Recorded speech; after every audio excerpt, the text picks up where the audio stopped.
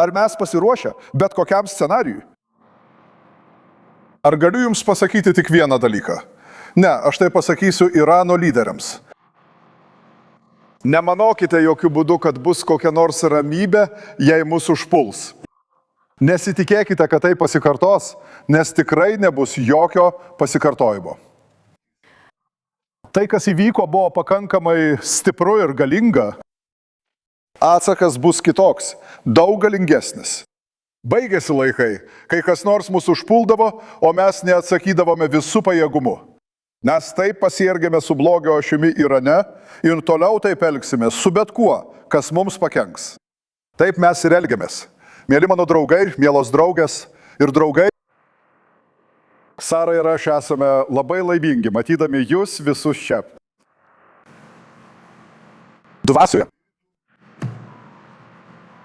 Šio šūkio dvasioje. Kartu Negevas laimi. Kartu Negevas laimi. Ne, Negevas laimi. Kartu Negevas laimi. Nelaimės. Noriu pasveikinti savo kolegas, ministrus, švietimo ministrą Joavą Kišą ir aplinkos apsaugos ministrę Editą Silman. Kneseto nariai, merai ir tarybų vadovai, generaliniai direktoriai ir direktorės. Ypatinga padėka mūsų šeimininkui, kurį labai gerbėme už jo indėlį ir kuris niekada nepraranda vilties. Esu pasirengęs išreikšti jo nuomonę. Bene, aš tave labai myliu, labai tavimi žaviuosi, nuoširdžiai žaviuosi ir myliu viską, ką tu padarei čia, Dimonoje. Žinai, Dimona buvo miestas, kuris atrodė visiškai Dievo pamirštas. Čia buvo šimtai butų su tarakonais, kuriuos vadina džiukimais, visiškai apleistų ir juos reikėjo uždaryti bei išnaikinti, nes jie jau buvo tapę rimta sveikatos problema, vietos visuomenės sveikatos problema. Tai čia ir įvyko. Ir tada į valdžią atėjo mūsų vyriausybės. Praėjo nedaug laiko, bet viskas pasikeitė. Išeikite į lauką, pažiūrėkite į tuos dangoraižius, pažiūrėkite į institucijas, pažiūrėkite į kelius, pažiūrėkite į viadukus, pažiūrėkite į traukinį ir pažiūrėkite į paklausą. Nėra vietos, kuri dabar galėtų patenkinti šią paklausą. Pridėjome 1000 būstų, reikia daugiau. O izraeliečiai renkasi ir balsuoja kojomis. Mes čia padarėme revoliuciją. Aš didžiuojuosi tuo, nes tai išreiškia tai, kuo aš giliai tikiu ir žinau, kad jūs taip pat. Noriu panaikinti periferijos savoką Izraelio valstybėje. Yra Galilėja, yra Negevas, yra Segevas. Yra centras ir jūs galite nuvykti iš vienos vietos į kitą per kelias minutes ar mažiau nei per valandą. Tai yra svajonė ir ji pildosi. Mes judame į priekį ir padaršėme ją realybę. Bet taip pat noriu pasakyti, Beni, kad daug kas yra tavo dėka. Dimona vėl išryškėjo taip, kaip seniai nebuvome matę. Ne tik šiandien, bet visada. Ši konferencija yra svarbus renginys. Bet kartoju, daugelis sako, džiaugiuosi būdamas čia, tačiau jie niekada nepasirodo. Aš džiaugiuosi būdamas čia ir visada stengiuosi atvykti į Negevą, kai tik galiu, kai tik atsiranda galimybė kartu su savo žmona Sara. Per pastarąsias 2 savaitės asmeniškai pasveikinau sausumos pajėgų karininkų kurso karininkus. Bahari 1 Micpėje, Ramoda, pasveikinau Hadzerino pilotų kurso absolventus. Ir prieš metus vieną vakarą su kalbiu atlikau labai reikšmingą vizitą Jeruchane. Ar matėte naujus butus ten? Jūs turite tai pamatyti. Tai neįtikėtina, tiesiog nuostabu. Ir tai nevyksta savaime, o dėl mūsų iniciatyvos ir vietos lyderių. Ir viskas juda. Juda taip, kaip lenktyninis automobilis. Šių metų pradžioje išsamei lankiausi vakarų Negeve, kaip pastangų stiprinti ir plėtoti šį regioną dalį ir kartu kovoti su nacionalistiniu nusikalstamumu pietuose. Tai labai didelė užduotis. Ir aš taip pat stengiuosi, sakau jums tiesiai, įtraukti Šinbetą į veiksmus. Mes susidurėme su tam tikromis problemomis. Iš kur mes susidūrėme? Iš kur kyla problemos? Kur yra problemos? Ką? Ką vėl? Teismų sistema netinka. Teismų sistema negali būti. Mes įveiksime tai. Mes ir tai įveiksime. Ir taip pat pridursiu, kad praėjusią vasarą su žmona Sara lankėmės Nir Ozo kibuce. Mes dar geriau atkursime Gazos pasienio regioną, nukentėjusį per spalio 7-osios žudynės. Ir būtent tai mes darome praktiškai, tai nėra tik žodžiai. Mes tai darome su atstatymo administracija, vadovaujama Mošės Edri, kurį šiandien aplankėme. Ten jie gamina tekstilę savo gamykloje, jis atlieka puikų darbą. Padarė nepaprastą darbą Tekumos regione, atstatymo direkcijoje, investavus milijardų šekelių ir rezultatai kalba patys už save. Tekumos regionas aplink Gazą patiria neregėtą demografinį šuolį. Šiuo metu šis regionas auga greičiau nei bet kuri kita šalies vieta. Greičiau nei bet kuri kita šalies vieta. Taigi visiems skeptikams, kurie klausė, kas nutiks, mes nesugebėsime statyti. Jūs apleidote, palikote viską. Vyksta visiškai priešingai. Šiandien regione gyvena daugiau gyventojų nei prieš ataką.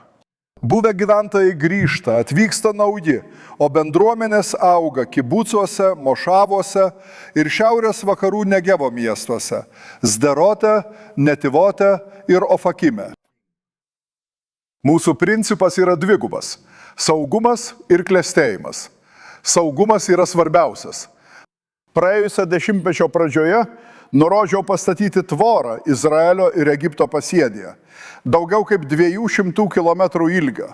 Šiandien mes atvirai kalbame savo sistemoje, jie nenorėjo jo statyti. Man sakė premjerė, pastatykime virtualią tvorą. Ar žinote, kas yra virtuali tvora? Aš paklausiau, kas yra virtuali tvora? Man atsakė, o negalima? Visi šie 200 km nuo Gazos iki Eilato? Aš pasakiau taip. Manau, kad aš ir Sara ką tik buvome grįžę iš kelionės į Kiniją ir ten užlipome ant didžiosios kinų sienos, kuri buvo šiek tiek ilgesnė nei 200 km tiesa. Jis sugebėjo išlaikyti neblogai mongolus kitoje pusėje 100 metų. Aš pasakiau, būtent tai ir padarysime. Ir mes tai padarėme. Ir tai neleido patekti kontrabandininkams ir žinoma įsibrovėliams, 100 000 įsibrovėlių iš Afrikos. Tai iš esmės sumažino iki 0 ir taip pat užkirto kelią terorizmo prasiskverbimui iš Sinajaus pusiasalio. Dėl šios tvoros mes apsaugojame Izraelį kaip žydų ir demokratinę valstybę. Nes priešingų atveju čia būtų dar milijonas nelegalių įsibrovėlių ir tai pakeistų visą šalį. Dabar aš neneigiu iššūkių Negeve, jie yra žinomi, mes su jais tvarkomės. Esame pasiryžę ryžtingai veikti prieš tuos, kurie kelia grėsmę mūsų saugumui ir stipriname savo buvimą prie mūsų sienų. Ir tai reiškia vieną dalyką. Kokia šiandien padėtis Gazos apylinkėse? Niekas nežino. Teritorija aplink Gazą yra sunaikinta. Gaza taip pat. Kur dabar yra teritorija aplink Libaną? Teritorija aplink Libaną yra Libano viduje. Kur šiandien yra teritorija aplink Golano aukštumas? Teritorija aplink Golano aukštumas yra Sirijos viduje. Tai yra naujas požiūris, kuris visiškai pakeitė mūsų perspektyvą ir turiu pasakyti, kad manęs paklausė, kas atsitiko. Kuo skiriasi tai, kas buvo iki spalio 7-osios ir tai, kas yra po to. Aš pasakiau, mes tai pakeisime, nes aš perimu vadžias ir aš tai keičiu. Mes neturime kariuomenės ar valstybės. Nors kariuomenė yra puiki, ji nesugeba nei gerai valdyti, nei užsiimti politiką. Tai yra valstybės vadovo atsakomybė ir mes prisiėmėme šią atsakomybę. Ir mes nukreipiame šalį kitų kelių – iniciatyvos, veiksmų ir puolimo kelių, o ne susilaikymo.